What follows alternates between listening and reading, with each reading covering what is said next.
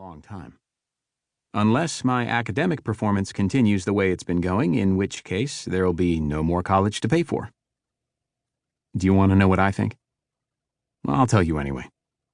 I think I'd rather be a Queen's College student and have no financial sword of Damocles hanging over me and be able to relax and enjoy myself during the summers. I haven't had a real summer vacation since I was 13, when Dad first put me to work in the gas station. I feel like I'm going to end up with my salad days wilting before my eyes. I'd leave Vanderbilt and enroll in Queen's College in a minute if it weren't for the fact that I met Barbara the third day at school, and we intend to marry when this, whatever this is all over. I know I said pride has its price. I suspect love is at least as costly, or even more. So here I am. I can't quit pre-med because Dad believes college is a trade school, and I might as well not go at all if it's not to learn a trade. I can't leave Vanderbilt because I'm in love. I can't quit college at all because I'll almost certainly end up in Vietnam. So I'm going to work on a New York City ambulance. Wonderful. I've heard a lot of the guys' stories already. If you want to know the truth, I'm afraid. I admit it. I'm afraid, and I feel trapped, and I feel angry.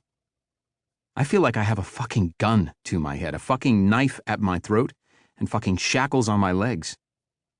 Well, so much for all that. I have to do it.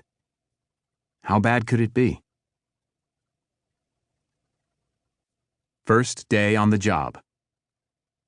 First day on the job, and so far so good.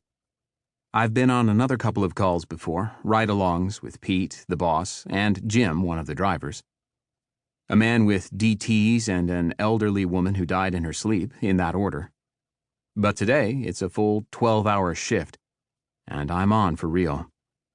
I've been on since 5:30 a.m., and we haven't had a single call. Maybe this won't be as bad as I thought. It's lunchtime now, and we're dining in the ambulance, and we get a radio call in Sunnyside. It's a possible DOA. I'm told DOAs always come through like that, as possible. Even when we go there and see the corpse for ourselves, we can only write down apparent DOA on the pink sheets we use to document calls.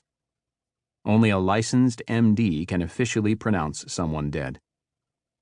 I'm told they once got a possible DOA that was a skeleton in a closet in a building being razed on Welfare Island. I am partnered up with Big Al. I've actually known him for a couple of years already, as a customer at Dad's gas station. He and I are double parked in the running ambulance near Roosevelt Avenue behind a public school, right up against a Sabrett's hot dog cart. Al is running a weenie tab. The hot dog man is handing them through the open window to Al as fast as he can snuggle them into their warm buns. No sauerkraut, no mustard, nothing that could slow the flow. As far as Big Al is concerned, these dogs are so good they don't need any enhancements. I agree. Al is passing me 1 Sabrett's for every 3 he eats, usually in 2 bites. Al is enormous, easily over 300. I don't have the nerve to ask him his weight outright. His entire football-shaped torso is hard as a rock, but not in a good way. I often think he wears some sort of support garment, like a corset that firms him up like that. Al likes to intimate that he's connected at a low level. The kind of unmade man that sells watches out of car trunks and other stuff that falls off the trucks. The final link in the wise guy marketing chain, direct to consumer. Sometimes I wonder if his underlayment might be a bulletproof vest. The lenses in his specs are as thick as the proverbial Coke bottle bottoms, and there is almost always the stub of a Palumbo or DiNapoli cigar, made from grade C or D tobacco, sticking out of the corner of his mouth. The kind Clint Eastwood smokes in the spaghetti westerns. They stink like hell when they're lit, hence the nickname Guinea Stinkers. I smoke a lot, at least 2 packs a day, but I'm not eager to try one of those just yet.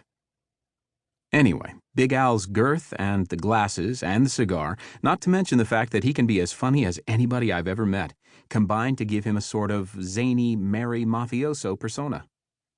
On a more sobering note, he did tell me